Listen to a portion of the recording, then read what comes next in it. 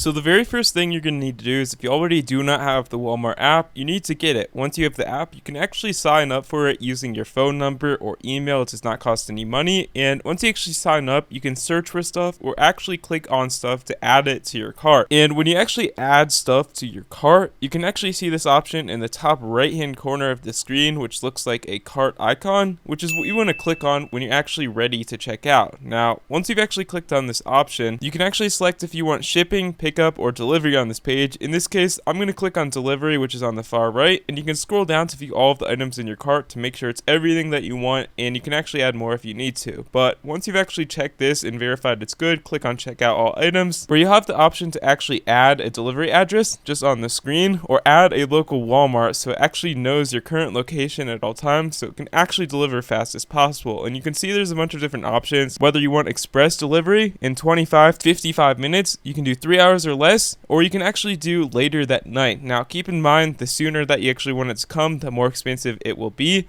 But basically, you can also select days in the future as well. And if your order is expensive enough, you can actually get no fees on the delivery, just free delivery. But basically, all you need to do is you select that option and then click on the continue option at the bottom of the screen, and that will allow you to check out. Or you can actually change it to pick up in the top middle of the screen if you want to do that as well instead of delivery. Because there are no fees for that, and it is a lot faster. So delivery or pick up to you. It's pretty easy to do. Found this helpful? Like and subscribe. We're trying to hit 10 million subscribers.